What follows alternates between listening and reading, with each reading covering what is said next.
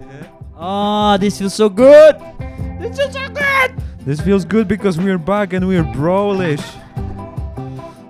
This guy is happy. The thing is on right. The thing is on. We got the full setup. Oh, we got everything going. Yeah. Welcome back. Welcome back to Brolish. Welcome back to Brolish. We are your hosts, Richard. Hi. Hi, and I'm Łukasz. Łukasz. That's very important. People think that is Lucas.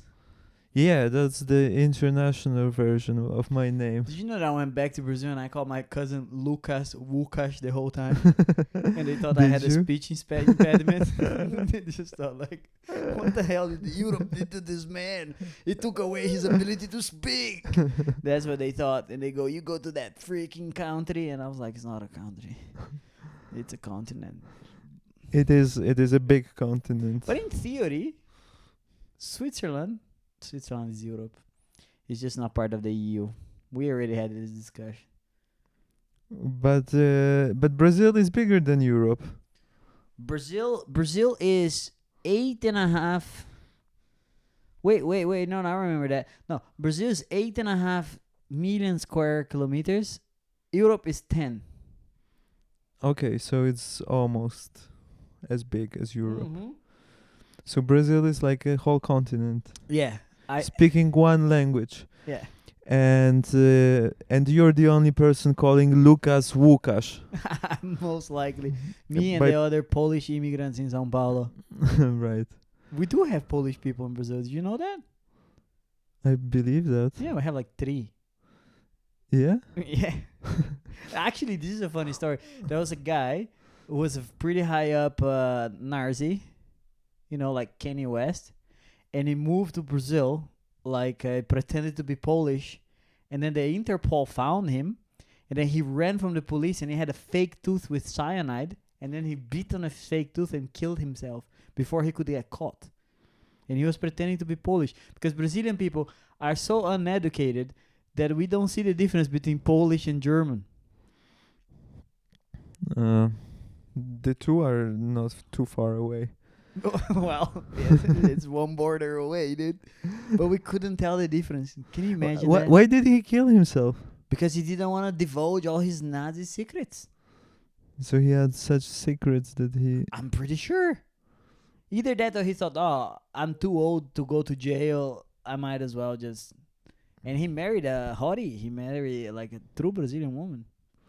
True Brazilian hot woman. Yeah, and she was kind of black, which is funny. Why is this funny? Well, because he was a Nazi. Yeah. So What, so Nazi cannot have black wives? What's the they're problem? fucking racist, dude. No, Are they? Actually, Are they? no. I mean, haven't. If we're talking about Kanye West, which is nowadays the only black Nazi, Yeah, I don't think haven't. he's the only one. I think there's other people out there. I don't think he can use autism to get out of that one. I don't think he can Elon Musk out of it. Like the Elon Musk did the little thing, and he was like, "Oh, this is autism." I think Kanye, I think he's done.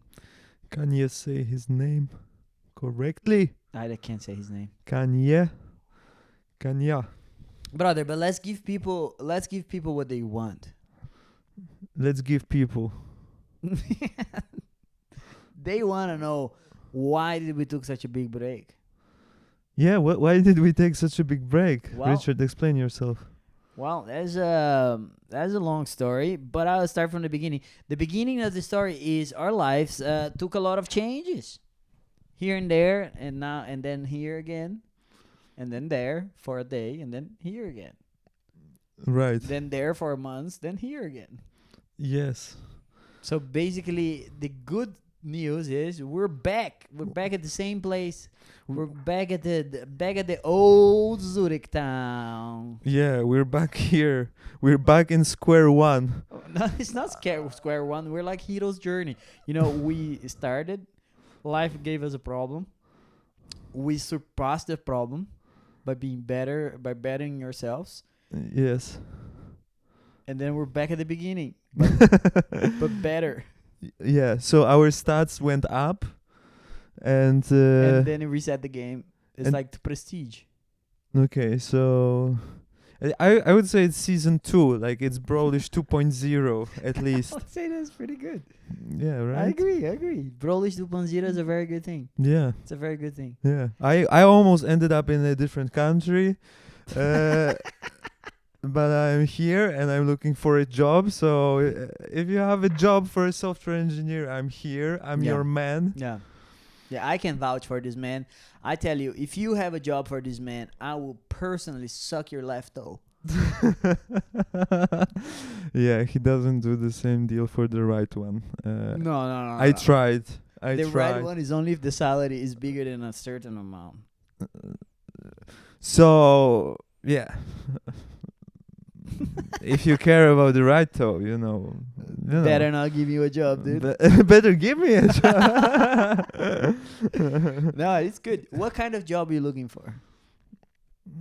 A job where I go to an office and I have a schedule during the day, because I realize I'm terrible at making my own schedule. I think we all terrible at making our own schedule. I think we're not born to have a schedule. I think we're forced into it.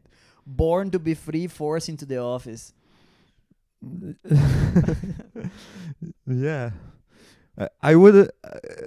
When you have a job, you don't appreciate the schedule so much. When you don't have a job, then You miss the schedule?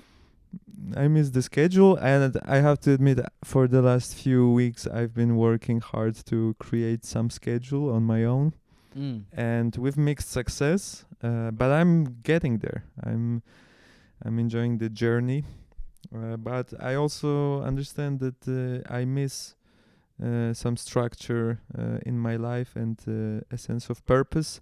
And as much as I love comedy and want to keep grinding, doing it, I know I don't have enough grind to post stuff online or do things around comedy, and that I should be doing if I wanted this to be my main career now. So I rather go back to the office and have some structure during the day so that I can have my fun and artistic expression at night. Okay, well, that sounds like a good plan, man. I got a job. Thank you. Wow. Thank you. Yeah. I had a job before. I had an excellent job. I was working for Comedy Kids as a comedian and host, and I was pretty happy, even though I didn't have a schedule. So this is the interesting thing for me, because for me, it's not the schedule that makes things good. I think the schedule makes things worse. Okay. Because it forces you into a certain, like, pigeonhole you into a certain thing. So I don't know if what you're feeling is that you miss a schedule, or what you're actually feeling is that you want what you can't have.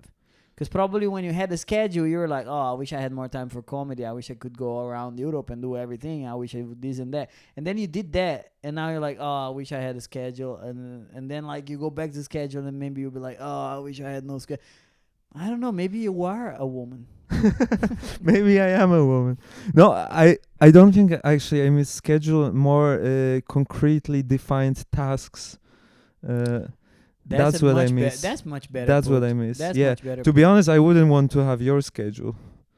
Thank you. But, for the record, Could you tell us more about your job? my job is it's very exciting. Like, of course, I'm still doing comedy as much as I can physically do, because I'm waking up between 6 and 6:30, depending if I can go to work by motorbike or if I have to take the train. So I wake up every day between 6 and 6:30. I'm at the office at 8, and then I have half an hour lunch, sometimes 40 minutes. At 8, you have lunch. At 8, I have lunch. Sometimes. No, I start working at 8, and then at midday I have lunch. Okay.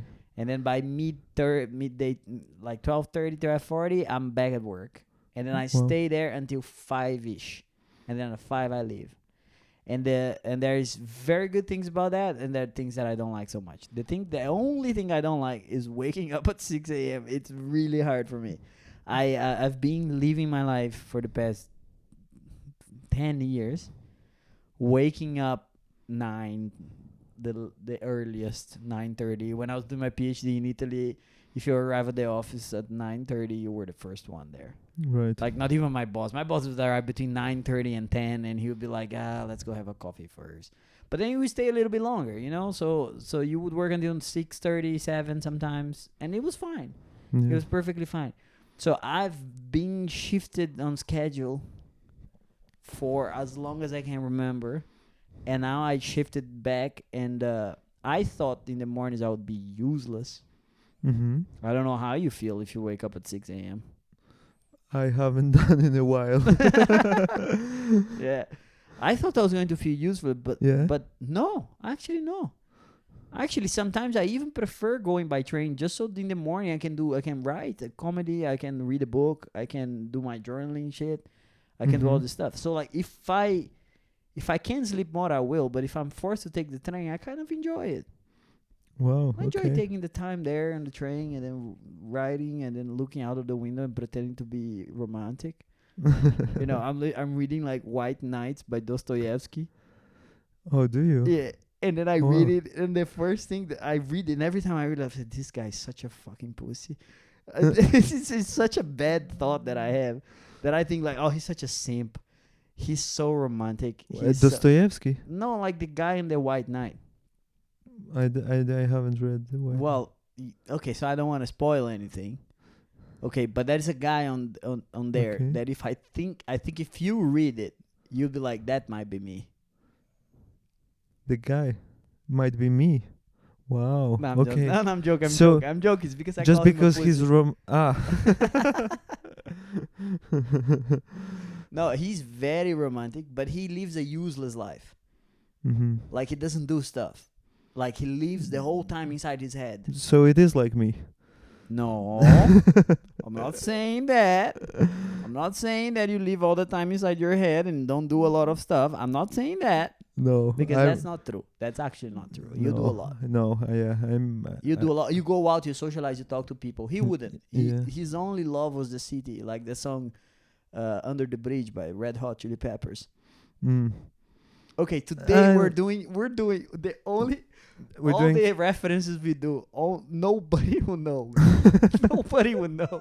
It was just be me and you. Dostoevsky, no, but what about Red Hot Chili Peppers? They are the modern philosophers.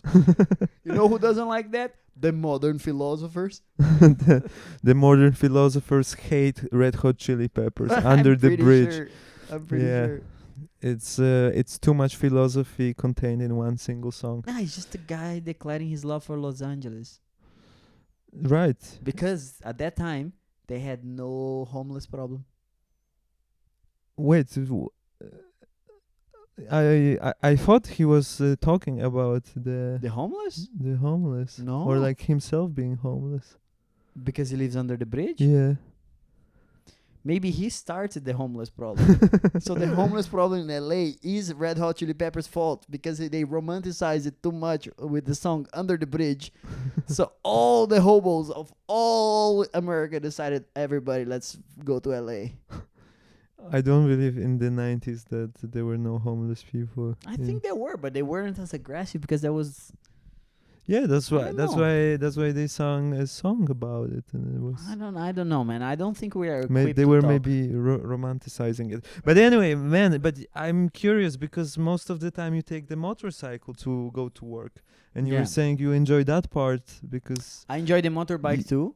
you are in a meditative state. That is true. Yeah, yeah. I kind of put my mind into automatic pilot, and then I just use that time to talk to myself, get in my head, figure it out, like how am I feeling, which is the very interesting new development from all this situation. So, you know, with time we're gonna tell you everything that happened, but there was a lot of very shitty things happening to both of us in the past 6 months. In the last, Very difficult situations. yes. Yes. So so the thing is, I had to figure it out. I had to survive, adapt, overcome. What is the Bear Grylls thing? He says is adapt, overcome, survive, whatever the hell.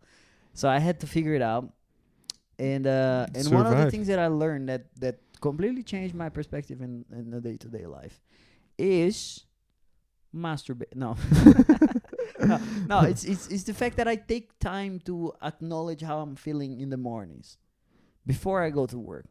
Like, I Mhm. take time to actually, okay, how do I feel about this day? Like, what's going on? And sometimes Yeah. I get to work and I still don't know how I'm feeling. Okay. So I do take some time to drink a coffee, and then like write for. I put on the alarm clock 10 minutes, and I just brain dump whatever I'm feeling onto like on the a notepad, and I just write it, and then I say, today I'm feeling this. I feel sluggish. I feel slow. I have so many things to do, and I feel like I can't do anything. Okay, but then let's break down and figure it out. What can I do? How can I do?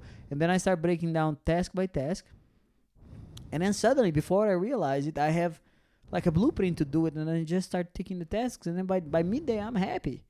Hmm. So I just do that all the time, and it's been such a great tool for myself.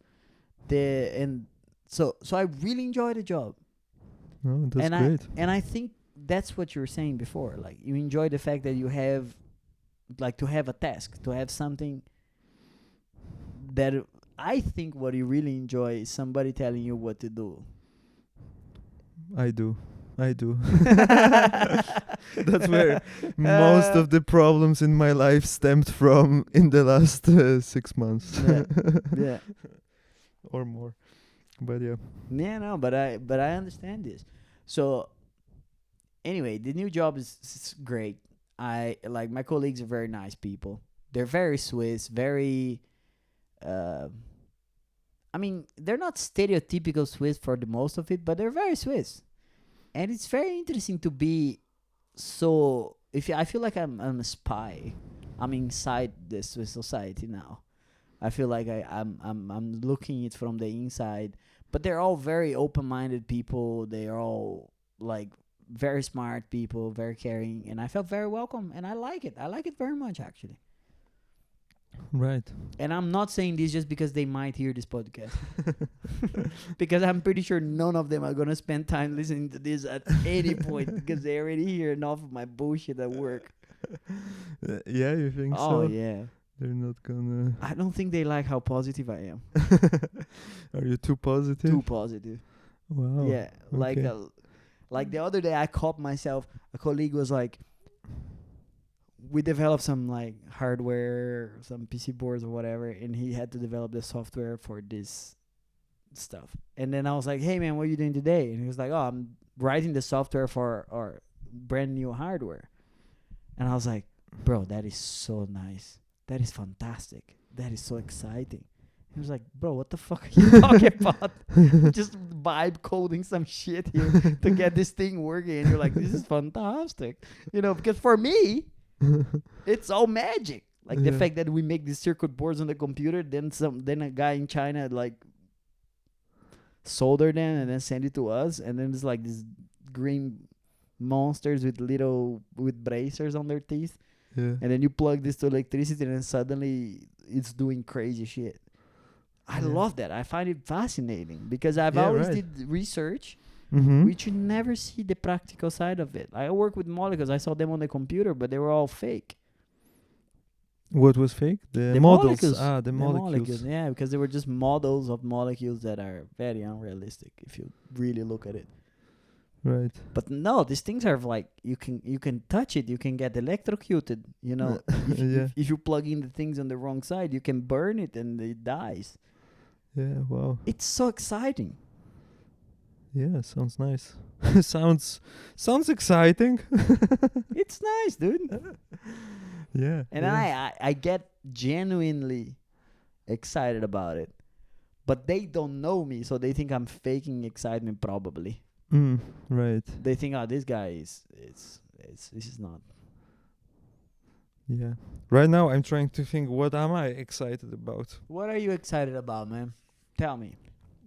Yeah, I'm excited to create my new life where I'm listening to myself and not just to other people. Yeah. Yeah.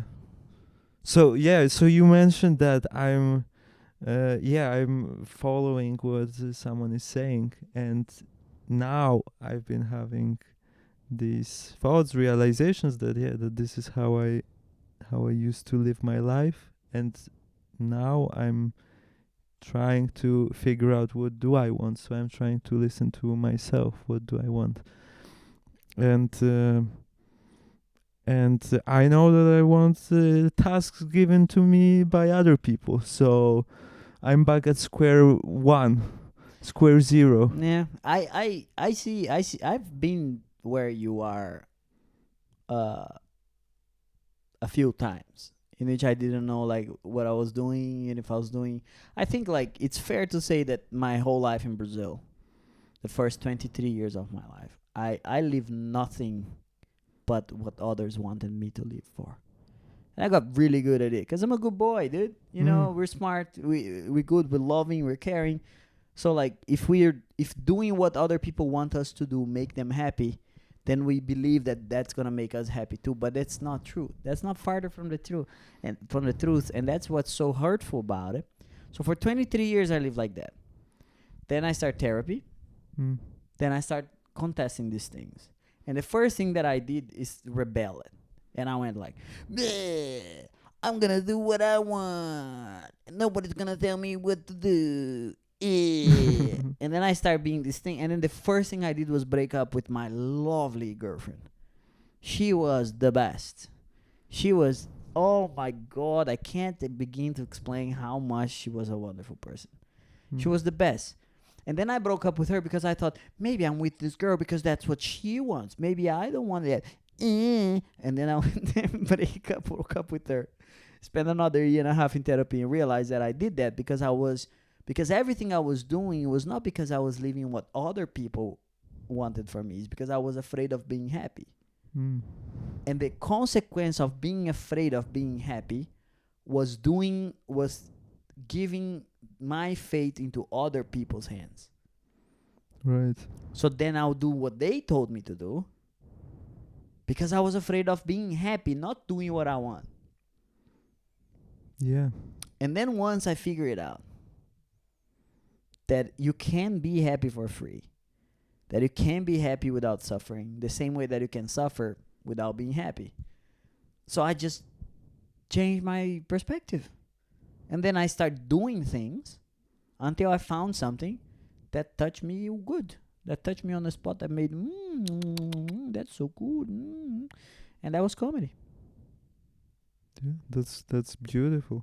That's beautiful. No, And hopefully it's a good clip too. I are we doing this for clips? 100%. I thought we were just doing this for fun. No, man, no. We're business people. This now. is business. Business. Yeah, we're doing clips for all the 3 people who are gonna watch it. Who probably is gonna be they're gonna be on the podcast soon. Yeah, but I think I have problem that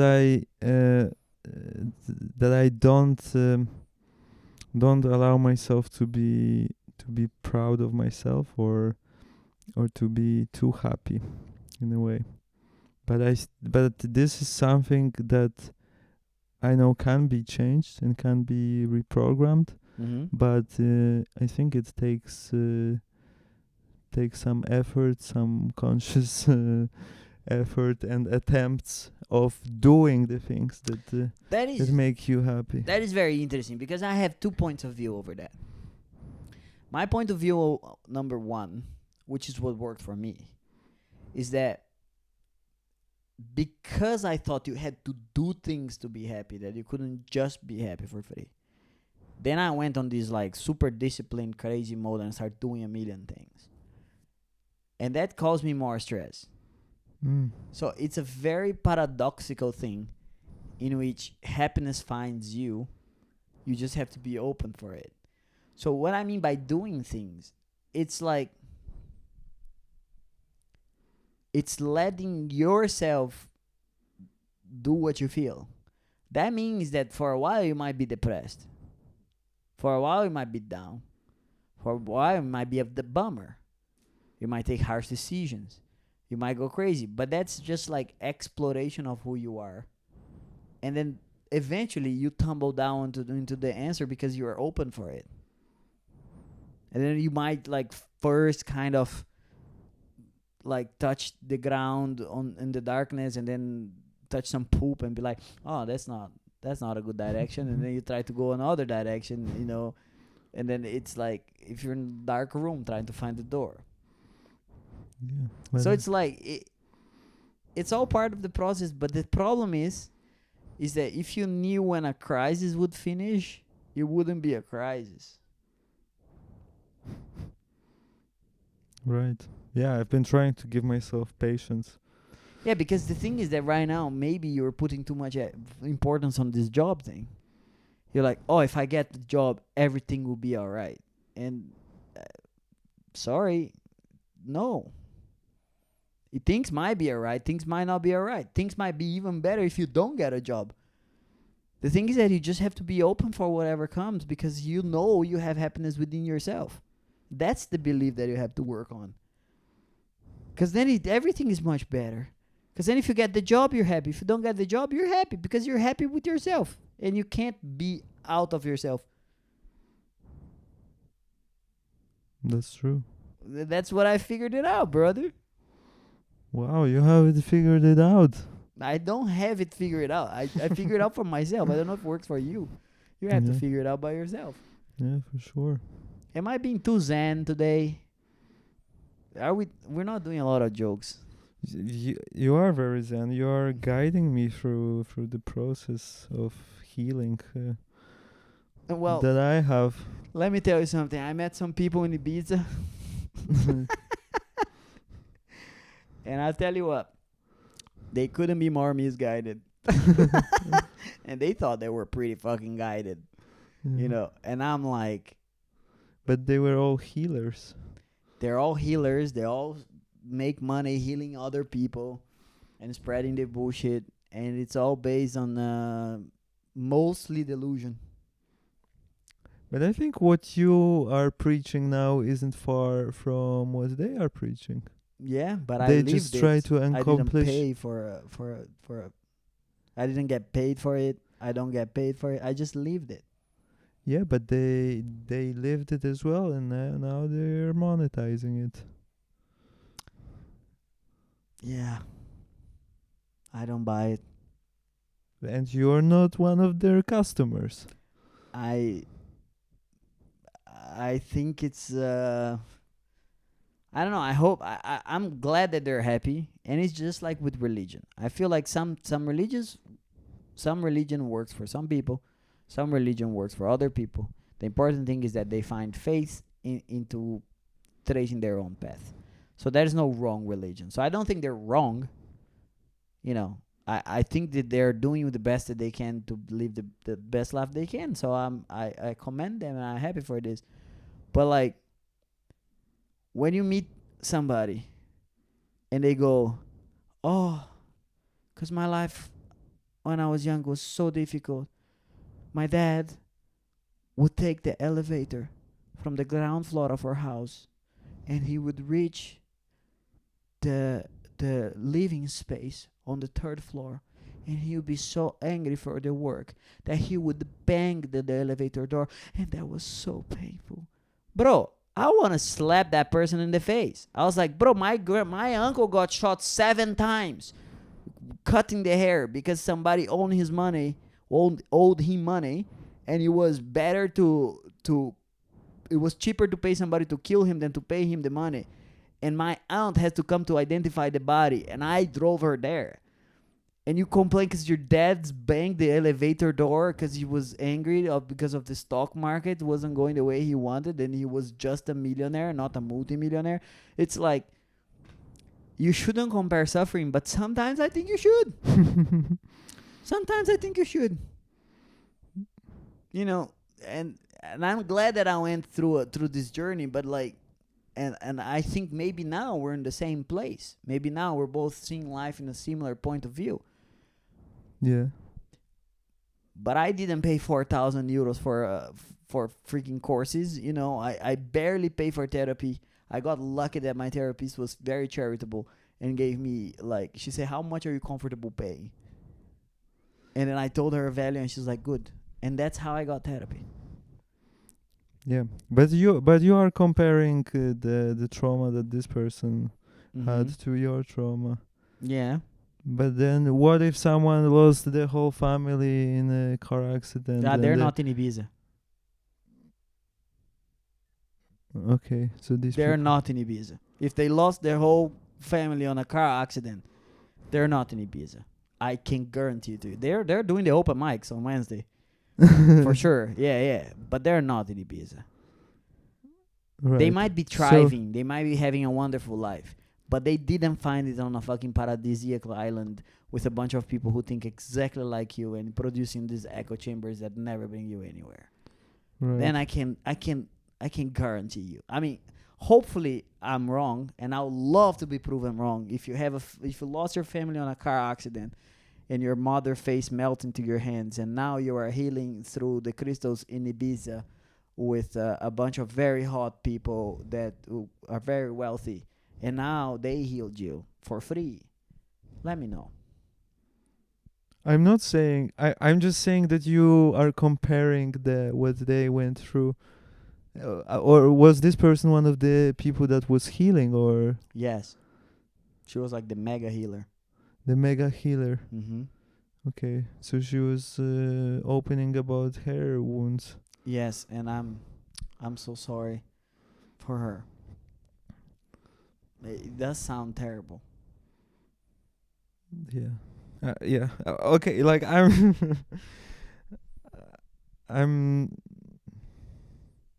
Look, I know that I'm being uncharitable. I know that I'm being a little bit nasty. But I allow myself to be a little bit nasty. right. You know, I'm okay with being a little bit nasty because I paid the price. I suffered. And I suffered, like, what I suffered the last 6 months is more than what she suffered her life. And I'm here, and I'm happy, and I'm moving on. And I didn't need the fucking crystal. That's great. I'm so happy for you. Fuck you, dude. Fuck you. Oh, my God. This is going to be the last Brolish. We're not doing another one. Fuck this guy. I'm trying to defend the crystal lady. And I paid for what you're trying to defend the crystal therapy per month. Because I told her she said, how much are you? I'll say around 10% of my salary. So I showed her my salary. She told me how much I had to pay. So you can say, well, that's privileged that you can afford therapy. But if you are unprivileged in Switzerland, you can still be appointed to a therapist. And you don't need to pay. Yeah, you're already privileged that you are here. I don't think it's as a privilege. I think I worked pretty fucking hard to get here, dude. It wasn't easy to get out of Brazil. It wasn't easy to do my PhD. It wasn't easy to get my job in the university. It wasn't easy to be allowed to stay in this fucking country. I don't think for a second that being here is a privilege. I think this is fruit of my fucking hard labor. And it's kind of fucked that you think that I'm here as it is a privileged thing. I work my ass off, dude. How many people from Uberlândia, Brazil, you think managed to live in Switzerland? Not many. And it's not because I'm privileged. It's because I work fucking hard.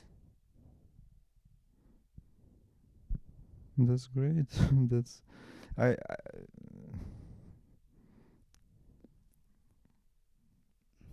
didn't want to downplay whatever you have done. I know, but I'm just telling you, like, my perspective. I feel so privileged that I can be here. That's bullshit. I don't think you're here because you're privileged. What do you mean? I'm so privileged. You work so fucking hard, man. Yeah, but I was born in EU. I was my family never struggled for money, so I could study at the best universities. Right. Did you get into Cambridge because of money? No. Did you get the masters in Bonn because of money? No. Did you get your job at Google because of money? No. Did you get your friends that love you whatever place you go because of money? No. So what the fuck are you saying, man? Yeah, but I was I was the right person at the right time with the right brain and with the right impulses driving what my a privilege. my What my a way. privilege to be yourself. Yeah, it was such a privilege to sit and learn and yeah. And then I mean, I agree with you that, like, if you compare ourselves to terribly horrible, difficult third world countries, like if you're born in the middle of India, one of 16, and everybody in your family is starving, I agree with you that compared to them, I'm privileged. But at the same time, so that's life. It's random. Like, you got born in Poland, I got born in Brazil. It's random that we're here, but it's not a privilege, it's random. It's like, I think life takes random kicks in different directions, and then some people are dealt bad dice, and they have to deal with it. And I'm sorry for them, but I have enough problems to deal with being myself. If I start thinking about the privilege of other people, what the fuck am I doing? I have to find space in my own heart to be happy with who I am. I'm going to be worried about starving children in India. I'm sorry for them. I cry for them. If I see one, I feed them. Probably I even spice the food so he will be happy. But like, I have my own life to live, and nobody else going to do it for me. So what the fuck am I going to think about these things? yeah, sure. Let's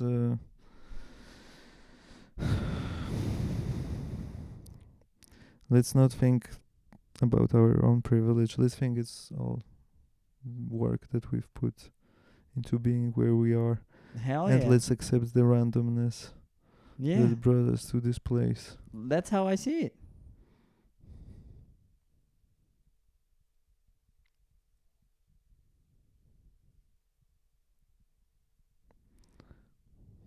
Welcome back to Brolish.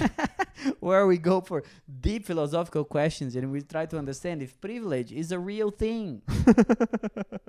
If white privilege is a real thing. If Polish privilege is a real thing. If high IQ is a privilege. I forgot I'm white. I would like to apologize to all the viewers at home. I'd like to apologize for being white. I'd like to apologize for being smart. It's a privilege. Sorry, people, but yeah. I would like to apologize to being handsome. Okay, let's not go ahead of ourselves.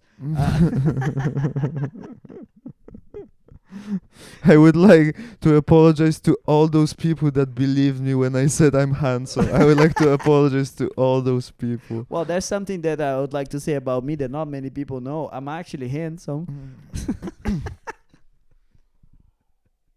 This is great. People, we're going to be wrapping up now because tomorrow, yeah, boy, has to wake up pretty fucking early. And remember, privilege is fake.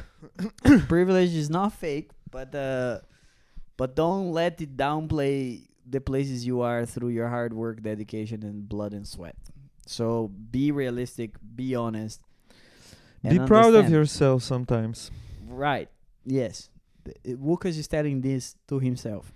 Mainly to myself. Yeah. Well, I love you all. You guys have been lovely. We have been having incredible support. A lot of people asking us to come back. And we're very happy to be back, actually. We're tired, but we're happy. I'm happy.